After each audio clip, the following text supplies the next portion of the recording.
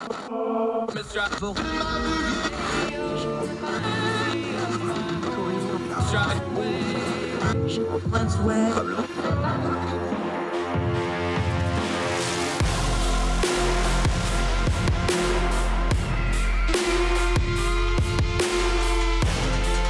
your host, Andrew Donaldson. This is Heard Tell.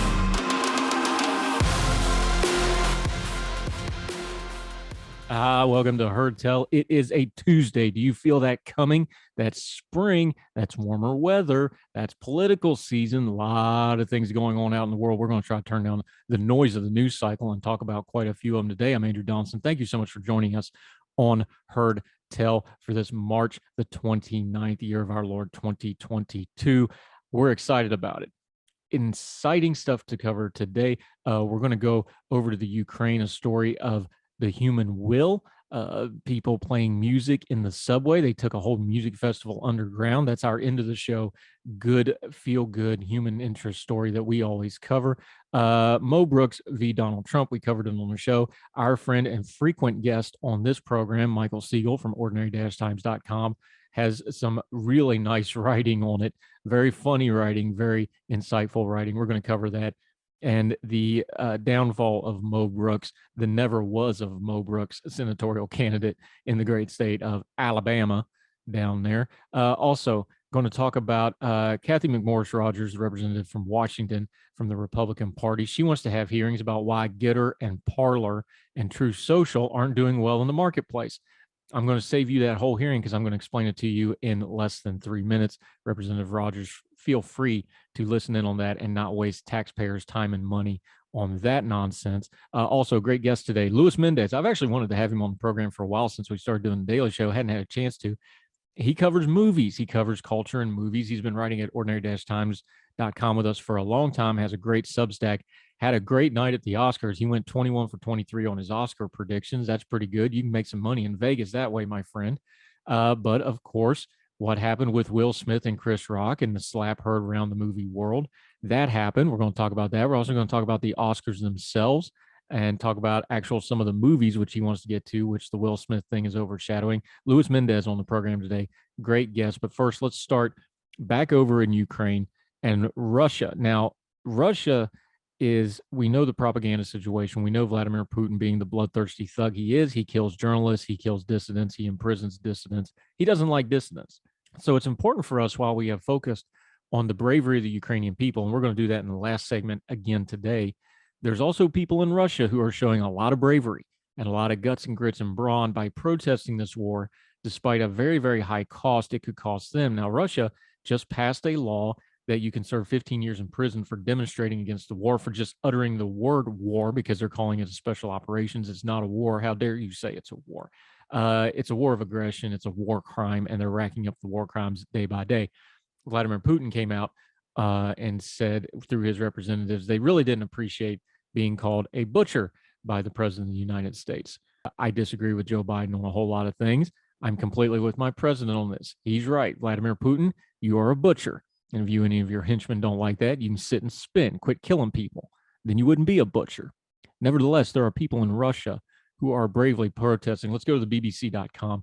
Headline, War in Ukraine, anti-war Russians intimidated on their doorsteps. We've talked about protests a lot the last couple of years in America. The protests these people are doing are singularly brave. They can lose their lives. They can lose their livelihood. Their families can be disappeared. This is some brave stuff. Let's go to this part of the story. When Daria Krikinen, and I'm sure I'm mispronouncing these names, I apologize because these people are just brave, but Daria looked through the peephole of the door of her St. Petersburg apartment. She noticed it had been painted red on the outside. Quick side note here, St. Petersburg has seen a lot of protests. Remember, that's the far eastern edge of Russia's control. It's practically in Europe, one of the great cities in Europe. They're not Moscow. Moscow, they got locked down pretty tight. St. Petersburg's seen massive protests if you know where to look for them. She guessed straight away, back to the BBC, what had happened. There had been similar instances with other activists. She opened the door to find the word traitor scrawled in large red letters across the outside. Several pieces of paper written with messages such as, "A traitor to the motherland lives here," pinned to her home, and a pile of manure on the mat at her feet. Quote, "The door was covered in green dye. and there was spray foam in the lock. There were signs that said, quote, "We will not forgive Nazism," and, quote, "A Finnish Nazi lives here." Let's pause here real quick. Russians talking about the Finns. Remember, the Finns fought the Russians to a standstill just prior in the early part of World War II. A lot of bad blood there propaganda-wise, because that's something that sticks in the Russian legendary crawl, the fact that they couldn't beat the Finns. So that's a double insult. Plus, we know the nonsense that they're going to denazify the Ukraine, despite the massive population of Jews in Ukraine, the highest Jewish population in the Europe, and also President Zelensky himself is an ethnic Jew. So keep all that in mind, that this Nazism is nonsense propaganda. Ms. Kirkinen doesn't know who was responsible for the attack, but said as far as she knows, the only people who have her address are her parents and the police. I can't say that it scared me. Actually, I find it amusing. This is courage, folks. Imagine some idiot dragging a bag of manure up the stairs to the 11th floor, no elevator, and doing it 2 nights in a row, and she laughed. Folks, there's legends among us. I ask you, in America, in our current social media environment, if the folks that scream endlessly about cancel culture when they get the least little bit of pushback online and a little bit of public shaming, if this kind of thing was happening to them on their doorsteps, the reaction. It's very important that when we talk about Russia's aggression in Ukraine, I use that term already on this program. We're talking about the government of Russia as it stands. It's really an oligarch, gangster ran criminal enterprise with the trappings of a state led by Vladimir Putin. We should always remember the Russian people are not one and the same, despite what Vladimir Putin says they are, because that's how a dictator keeps power. There's good people in Russia. There's brave people in Russia, and they're standing up, and they're doing it at a high cost to say that this is wrong. And we should always remember them, even as we praise the Ukrainian people. There's still good folks in Russia, and someday we hope they have a country worthy of their bravery and integrity. More Heard Tell right after this.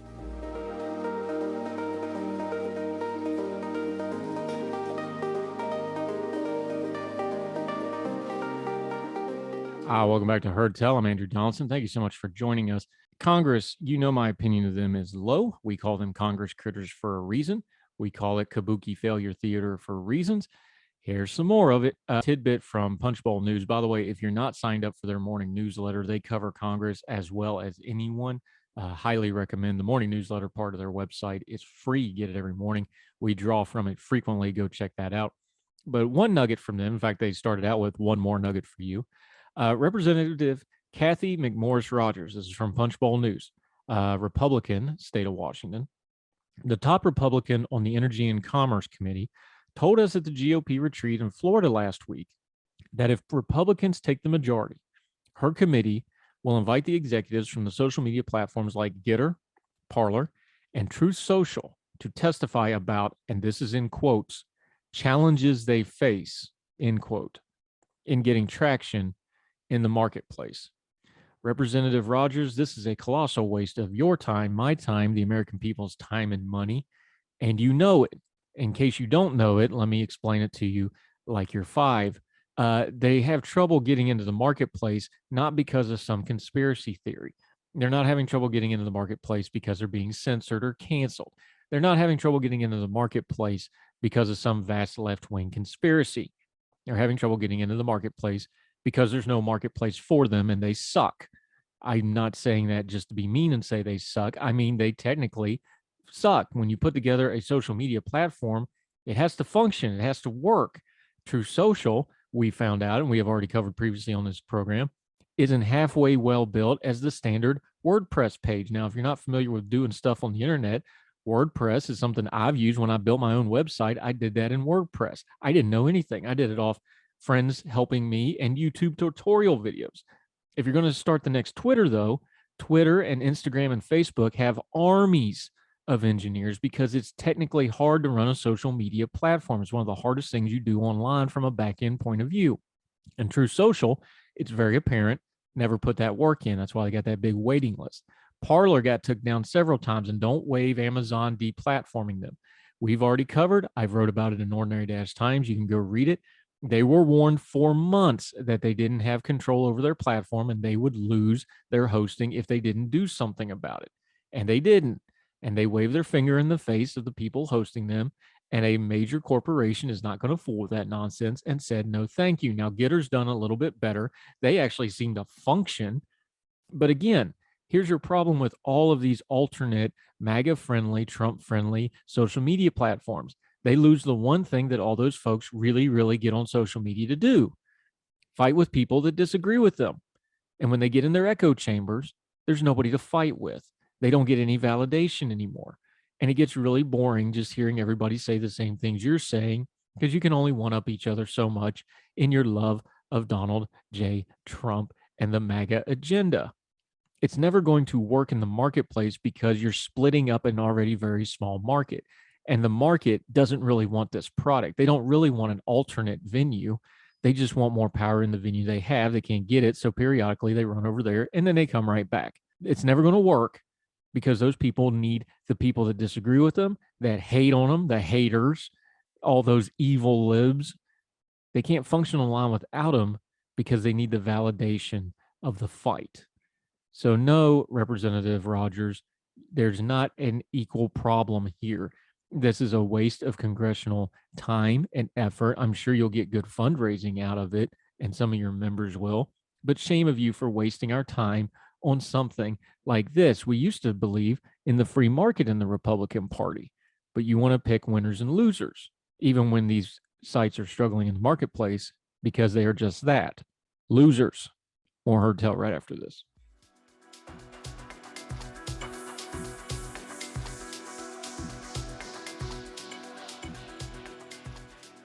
Welcome back to Heard Tell. Okay, here's a topic we don't cover very often: movies, Oscars, awards night. And of course, culture just slammed right into both of those. So we're going to go to our movie guy, longtime contributor to ordinary-times.com. He has his own Substack, the Mendez Movie Report, that you need to go to subscribe to right now, because my man went 21 of 23 on his Oscar predictions. He knows what's going on. I lean on him to explain these things to me like I'm five. We're going to go to him right now from sunny South Florida, our buddy Luis Mendez. How are you, sir? Thanks for some time this morning. I'm doing great. I've got a lot of energy considering I didn't get much sleep because I spent basically the entire night just listening to a bunch of Oscar reactions and about how nuts last night ended up being. Yeah, and before we get into the specifics of it, because everybody knows the big ticket item here, you made the comment on Twitter, and you can explain to me because you follow this stuff more than I do. I normally just ignore all awards shows, not just the Oscars. I just don't like award shows. I don't like the Grammys. I don't like anything else. You made this comment, so you explained it to me. You said this is the most discussion by non-movie people over an Oscar ceremony that you've ever seen. Oh, I mean, it used to be that the Oscars they got ratings that were like the Super Bowl. It really used to be that kind of event. Over the last couple decades and really the last couple years, the viewership's just been going down. There hasn't been much interest. There's been more and more of a disconnect on what people are watching compared to what the Oscars want to award. And as someone who just enjoys I have a very eclectic taste in movies. I'm the kind of guy who can enjoy a superhero popcorn flick and an art house film. And I kind of always see that kind of dichotomy and how it clashes with each other, on that a lot of my friends that I talk to that aren't big film people, they do not really follow the Oscars that much because they feel like they haven't seen any of the movies.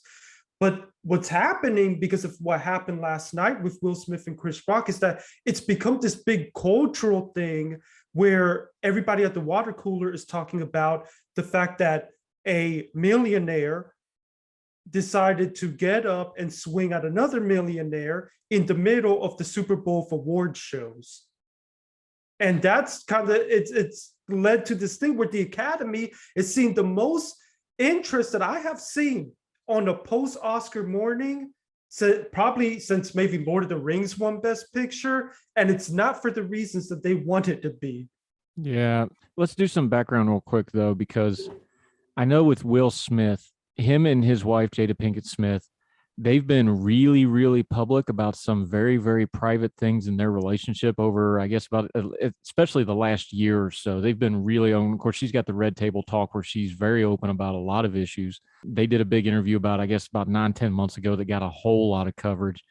So these things don't happen in a vacuum. They've been very public about their stuff. Their son Jaden's obviously done some movies and stuff. They've discussed some of his things very publicly. These are very high profile people anyway, and they've had their very personal stuff kind of out there for the last year or so in the run up to this. And then the other part of it that you can speak to as a movie person is there's a really interesting path that Will Smith took to getting his Oscar. A lot of DiCaprio got his a couple of years ago, and it was one of those like, okay, which movie is he eventually going to get his Oscar? We know the Meryl Streep thing. There's usually a path to these things. And the path for Will Smith was always he avoids the controversial roles, or he would avoid the roles that would normally get you an Oscar. And he got it for this one. Just talk about those two things, because I don't think you can talk about, the emotional explosion without the background of who Will Smith has been for the last year in the tabloids and the last 20 years as a movie star, can you?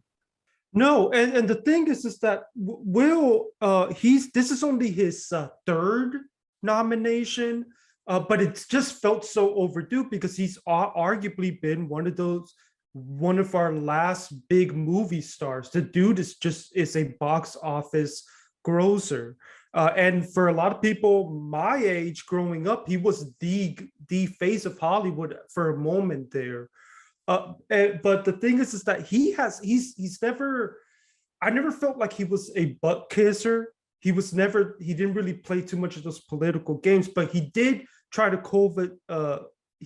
create this image for himself as the clean family guy who was going to do nice, warm movies. Now, his first nomination was for Ali, which was a serious biopic, but his other nomination was Pursuit of Happiness, which is a very simple biopic, but it's a heartwarming movie, and that's traditionally been the kind of movies that he goes to. He's not the kind of guy you're going to find in a Tarantino movie.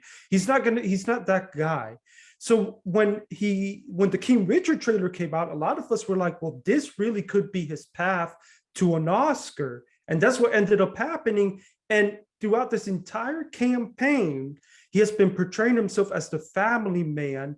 On top of the overdue narrative, of course, he's going to be the family man who you want to see win. Maybe it's not the greatest performance out of the nominees, but he's overdue, and he's such a nice guy. Let's finally give him an Oscar. But in the middle of that, he's been having these little slip-up moments where a lot of his private life is getting out, and people are seeing some stuff that it's kind of weird for a lot of folks. So they're a little judgmental, or they're like, wow, that's some hardcore stuff that I didn't think Will Smith was going through. So I wonder if a lot of that emotion just kind of spilled out last night in the middle of what was gonna be his big moment. Because we all know about him and Jada, and supposedly Rock and Jada have a history themselves. And I wonder if that have more to do with it than just this one joke. Yeah, talking to Luis Mendez, there's two things. Everybody knows what happened. Everybody's seen the viral clip now of Will Smith slapping Chris Rock. I do think it was real because Chris Rock would have had a line ready if it was fake. I've watched a lot of Chris Rock over the last 20 years that I've never seen him react like that. I think it was real. I also saw Will Smith. You could see I don't want to psychoanalyze. I really don't, because the man's, he's been very open about his own personal issues, and I've got my personal issues. So I'm not judging him at all. I'm just judging his behavior. That's all I've got to go on. I saw him, laugh at the joke. I saw him look at his wife. I saw his demeanor change. And then I saw what he did like everybody else did. I've got those two pieces of information that tell me that this was a real thing. And then something you highlighted on your Twitter feed that I didn't know, because I didn't watch this. I saw all this later on when I got up to do the radio show. It's got to be in early morning, so I'm usually up middle of the night. There was a moment, Denzel Washington and Tyler Perry, universally recognized as two of the just really good dudes in Hollywood, have him off to the side of the stage. Literally, Denzel's got his arm around him, and Tyler's a huge, people don't realize how big Tyler Perry is. He's just towering over both of them, almost like he's shielding.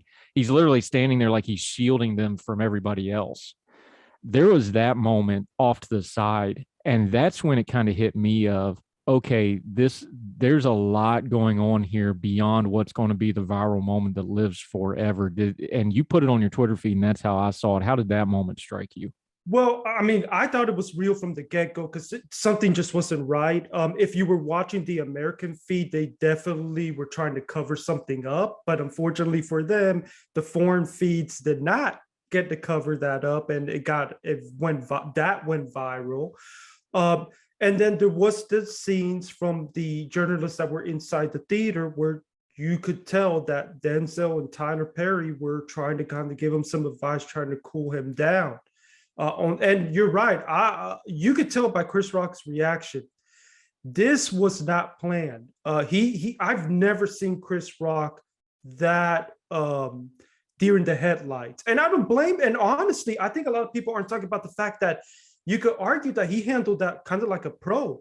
Dude didn't take a step back either. Let's acknowledge that too. I mean, he leaned. If you ever watch boxing, he did the lean down and pop up, but he didn't take a step back either. So that's pretty tough when you're live on TV, and then he went right back to the bit. That's yeah, and the thing is, what happens if he has that fight or flight reaction and he decides that he's going to swing back?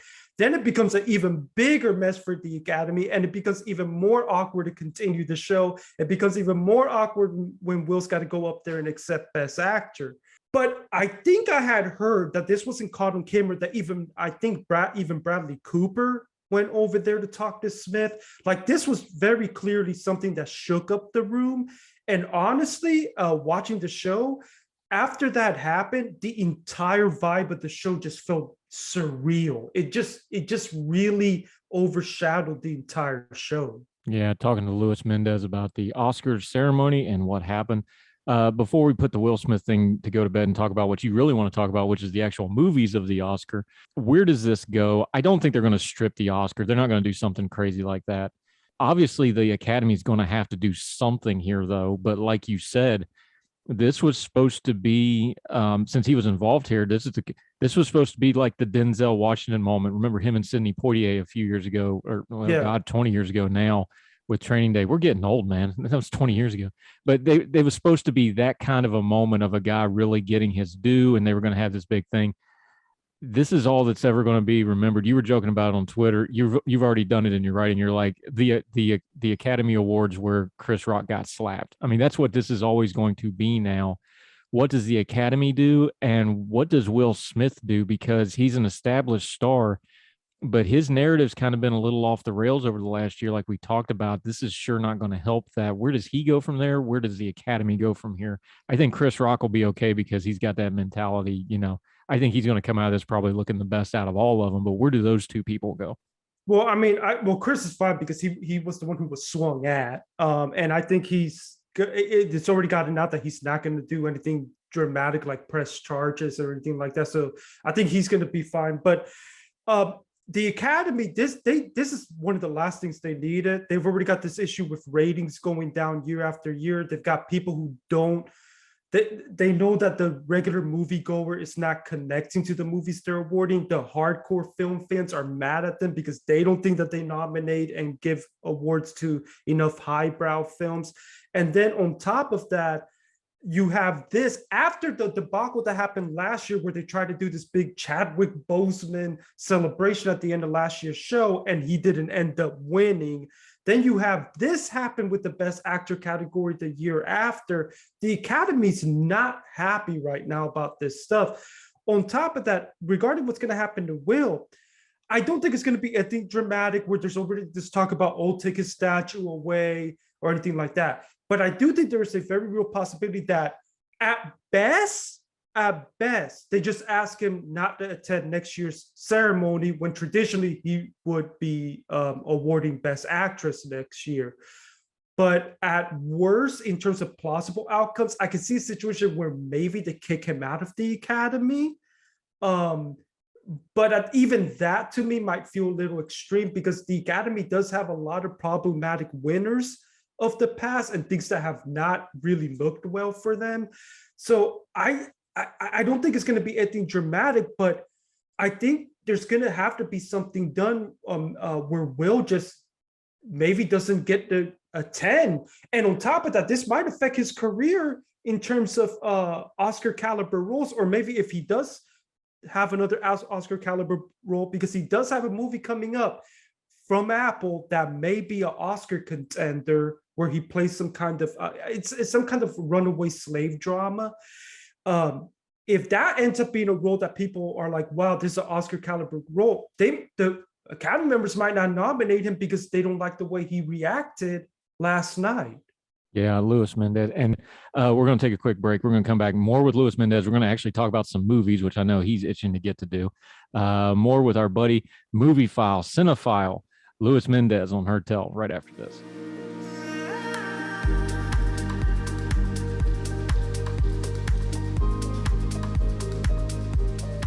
Welcome back to Heard Tell. We're talking about the Oscar fallout. We've talked about the Will Smith thing. Okay, the problematic character and kind of the star going into this Oscars, the big controversy before Will Smith slapped Chris Rock, though, was the Power of the Dog and Jane Campion. She had made some very controversial comments. She picked a fight with Sam Elliott, who everybody that's not an art house picture lover probably loves a whole lot more than her. And then she wins Best Director. That's quite the little saga in about a 3-month period of time, isn't it? Yeah, and I really do think that controversy may have been one of the perfect recipes that led to Power of the Dog. Really, honestly, the only way to say it is it's choking at the end of the line after it had dominated award season as much as it did. Yeah, Campion is one of those that if you're a real film person, you've been waiting for her to finally have a Best Director win. But if you're not really much of a film person, she's the kind of person that I remember when she did an interview earlier during the season where she kind of took a shot at superhero movies. And I had a friend of mine who's like, who is this Jane Campion? Who is this? Now, to a lot of film people, that's like, well, who is Jane Campion? How could you say that? That's Jane Campion. Everybody knows Jane Campion, one of the revolutionary female directors. But if you're not a movie person, the only thing you know about Jane Campion is that she's taking shots at superhero movies. She got into a fight with Sam Elliott, and I actually agree with her over Sam Elliott, but it became this thing that really built up during award season where they were asking people from Power of the Dog about the Sam Elliott comments at every red carpet event. And then on top of that, she had that gaffe at the Critics' Choice Awards where it sounded like she was trying to put herself over the Williams sisters. And even though I understood what she was trying to say, that did not play well. And I remember watching that live and thinking, am I the only one that feels like that might not have come off well? And then, of course, the next day it blew up. Now, she still won Best Director because honestly, I think her lead was just so insurmountable at that point. But honestly, and unfortunately, they will never let us see the actual ballot numbers, which I and a lot of others have always found annoying because we would love to see how tight the race was or wasn't. I would not be surprised if it was closer than people thought, and because there seemed to be at the end there a kind of a search for Kenneth Branagh in director because of the comments that were made. And if you read some of these anonymous Oscar ballots, her comments definitely rub people the wrong way. Is it too simple? Because I watch it. I'm not the cinephile you are, but I do keep up with it. Even if I don't watch a movie, I usually read up on a big movie like Power of the Dog, at least be aware of it.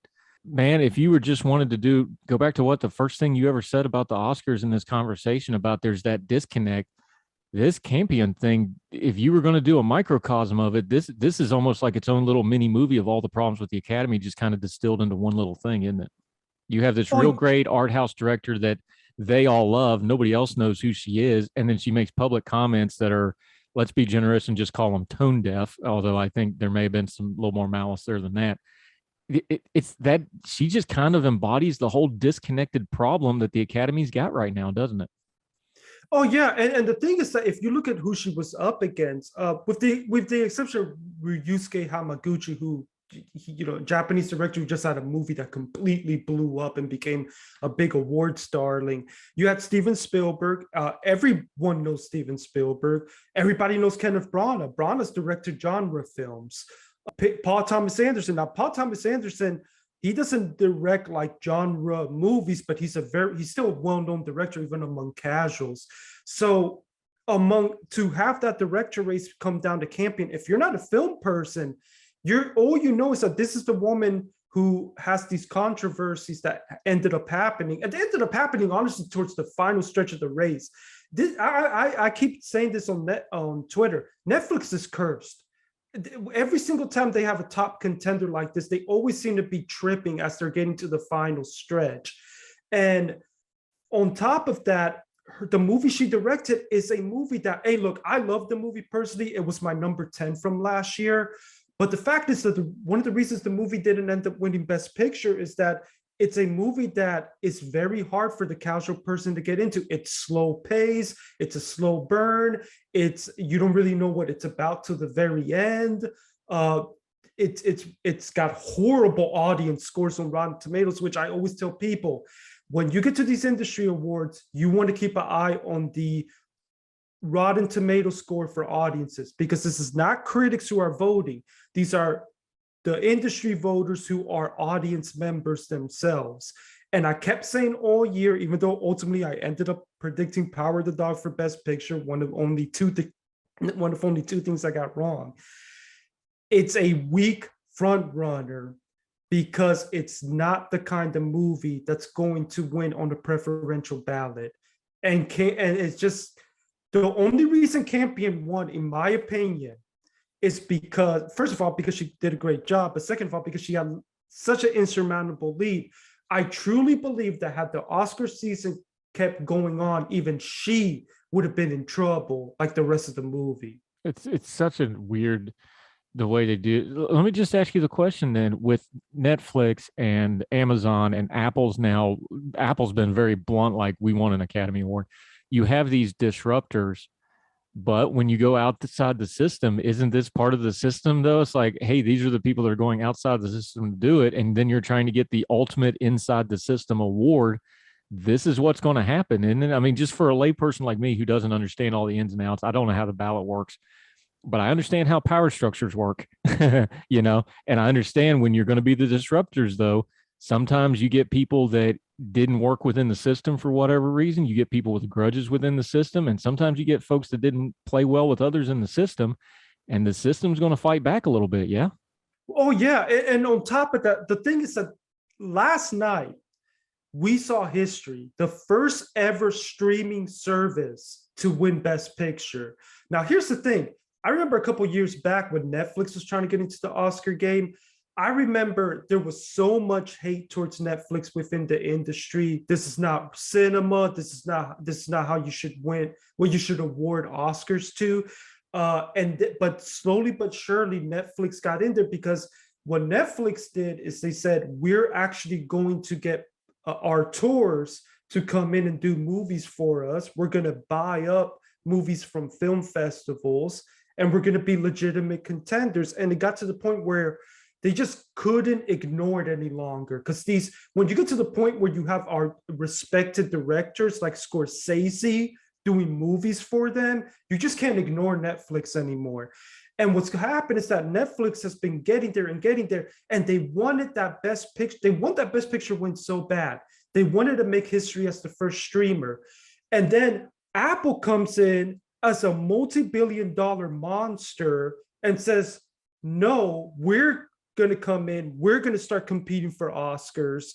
And before you know it, it's not Netflix who makes history as the first streamer, it's Apple. And one of the things that I saw from industry insiders is people are not counting in the fact that Apple came in with a multi-billion-dollar campaign.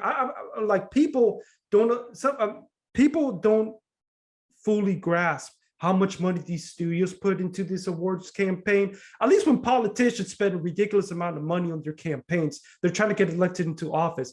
These are studios putting up millions of dollars for what is, at the end of the day, just clout. And what happens is that Apple is a multi-billion-dollar company getting into this game. And I think you got to keep an eye on them now, because a lot of people now they're not watching movies like they used to.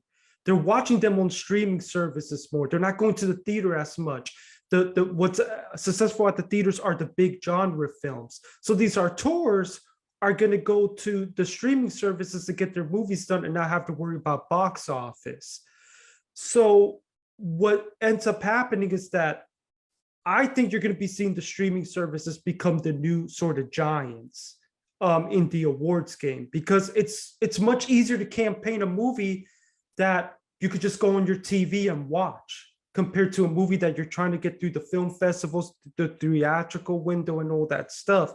So, but the industry might still have a bit of a Netflix bias. They might, and when they see Apple coming out with this cute little movie that warms your heart, it's much easier to go for that once they kind of start turning on a movie. Once they decide, well, you know what, it's not Netflix's year this year.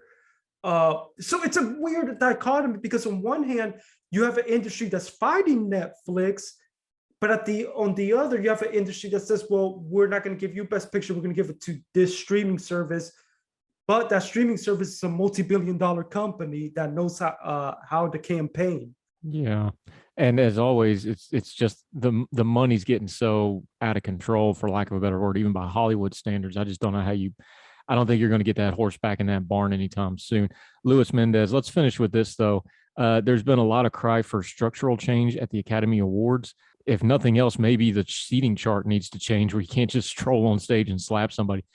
Do you see they went with the 3 hosts? There's always the debate over the host. There's always the debate over the format. There was a lot of chatter this year about certain categories getting cut from the TV. And do you think after all this, there's going to be some real changes format wise and or behind the scenes structural wise to the Academy for next year's awards?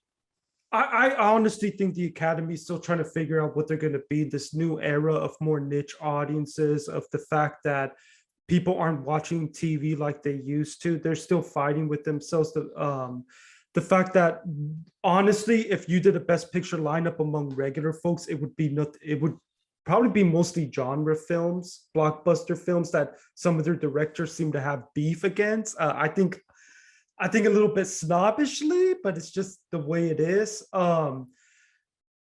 I think that the Academy is gonna have to have a real conversation with themselves as to why did they present 8 categories before the show to edit it in, and the show ended up being longer than last year's show, which didn't even have clips.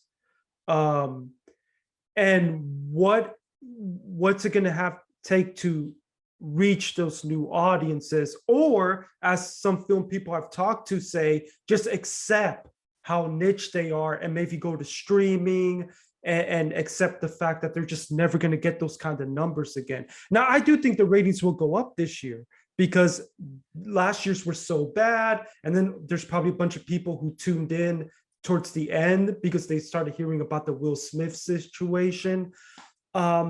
But I think structurally there's already change in membership. They've added like 3,000 members, but at the same time, we just saw that it's not like a highbrow membership either, because we saw a small, nice, warm movie that, quite frankly, in my opinion, probably won't age well as a Best Picture winner win, just because it ended up being the movie that made a lot of people feel better. But at the same time, it is a more diverse Academy, and we have started to see history. But there is that disconnect with the regular moviegoer at the same time. I think there's gonna be some changes next year, and there's gonna be some changes the other year and the other year. I think you're gonna be seeing for the next couple of years an Academy that's still trying to figure out who they want to be in the future, and it's gonna lead to a lot of crazy stuff. I think you're going to see a lot of changes in how they produce the show, in how they present the show, and until they finally find the right balance and audience that they can live on. And do not be surprised if in a couple years, either the Academy just says, forget it, we're going to finally accept like superhero movies in here, or if they just decide we're going to be a Hulu thing. Since Disney's involved, we're going to be a Hulu thing, and we know that the only people are really going to tune in are film crazy people like myself. Yeah, if all the money's on streaming, at some point the streamers are going to be like, "Hey, how come we just don't have the award ceremony and we'll cut out the bias?" I see that coming. Luis Mendez, you do excellent work. Ordinary Times, you have your own Substack, the Mendez Movie Report. Let folks know where they can find you on social media. You also write for ordinary-times.com. You did a lot of write up for this. You did a great job with it. 21 for 23, man. That's Yep. not too shabby. You can go to Vegas and make a little money with that. Let folks know where they can find your writings, your Substack, and your social media going forward, my friend. Yeah, and by the way, I'm already kind of scouting out next year's Oscar contenders. So you can find me on Facebook, Instagram, or Twitter, or Letterboxd if you're a movie fan, under Mendez Movie RPT. As Andrew mentioned, Mendez Movie Report.substack, where I've just started to write again about movies after, unfortunately, I had to end a podcast that I had going with my brother for 6 months. But yeah, that's basically where you can find me. Just search Mendez Movie Report. Yeah, great guy. He's been with us at Ordinary Times for a couple of years now, doing good work. Good dude. Make sure you're following him, support him on social media, and support that Substack. Great stuff. Thank you, sir. Next time somebody slaps somebody at the Academy Awards, we'll have you back. Okay. Well, hopefully that not next year, if that's what it takes. Well, they've got to have Chris Rock as the host next year, right? That's like locked in now, right? What I can guarantee you right now, there will be at least be some sort of joke next year about the situation. They've got to have, maybe they can have Ricky Gervais come out and slap Chris Rock again or something like that. Thanks, buddy. We'll talk to you soon. No problem.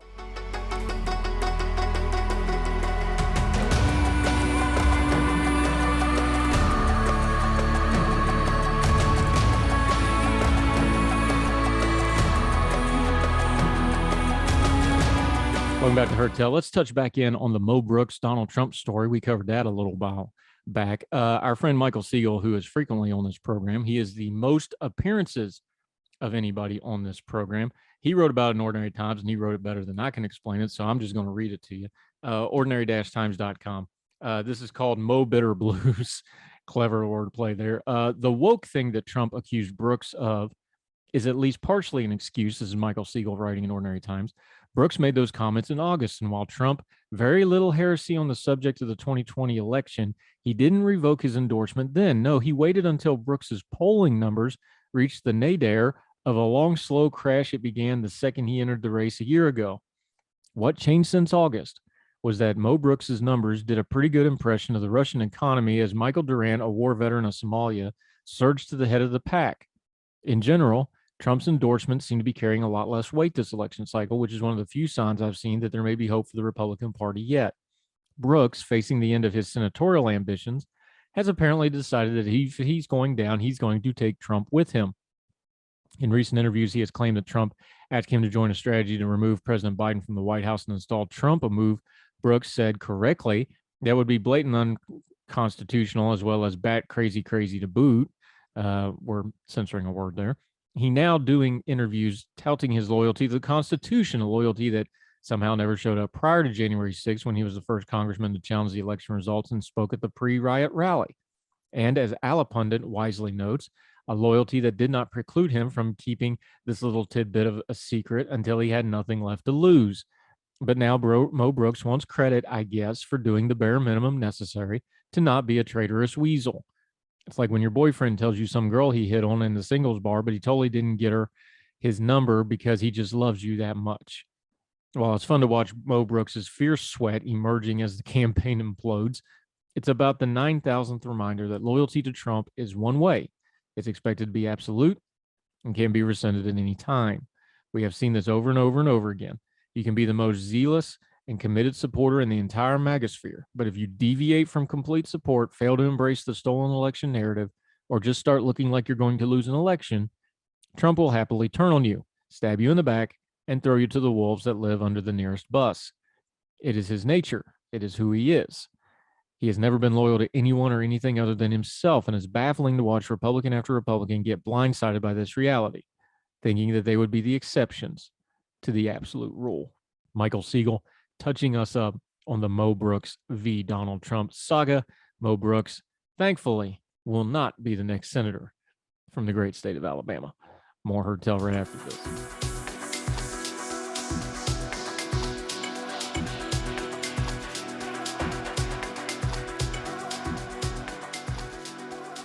Welcome back to Heard Tell. You know, we always try to end the show on a happier note or a lighter note. This is a little bit melancholy, but it shows the strength of the human spirit. In Ukraine, in Kharkov, that's the second largest city. The Ukrainian city hard hit, from the Washington Post I'm reading, by Russian invasion. 5 musicians brought their instruments underground, seeking to drown out the thunderous explosions with their violins, cello, bass, and other instruments for those taking shelter in the subways. The conflict halted plans for the Kharkov Music Festival, an annual international classical music festival in Ukraine's second largest city. So the organizers said they scrambled to improvise among the war, and they descended into the subway station and a business's basement, hoping to find safety from the assaults overhead.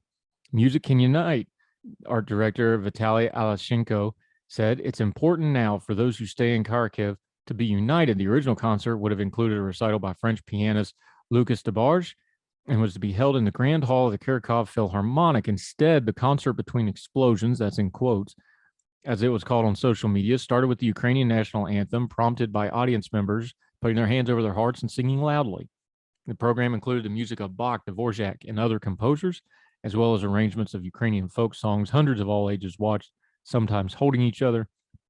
The program was adapted to highlight the connections between Ukrainian and Western European culture. Alexanov said music teacher and violinist Ola Patashka told the Washington Post on Sunday that performing in the subway sparked a range of emotions after a month of war. She said she was angry and tired, but, quote, at the concert, we felt unity. I, like all Ukrainians, are waiting for victory. Fellow violinist Stanislav Kirikanov told the Post that the concert was unlike any other played. There's no stage excitement that usually happens when performing, but I knew that I was exactly where I should be. Kareniko said the music had a, quote, strong influence on the psycho-emotional state of a person and could, in the conditions of war, help people to cope with fear and stress and inspire faith and optimism. If you look at the pictures, they're actually playing on the landing of a long staircase. You know, it's staircase and then the wider middle and the more staircase. They're standing in the middle of it and sitting, in the case of the cello player. An amazing visual. Sergei Podatuki, director of the Kharkov Music Festival, said that the underground concert showed that amid the darkness, there are eternal values and a future in our country. Our country is melodious, beautiful, intellectual, and will overcome all these difficulties. I love that quote. We're seeing the Ukrainians struggle. We're seeing them fight. We're seeing them die. We're seeing them flee their country. There's 10 million refugees now.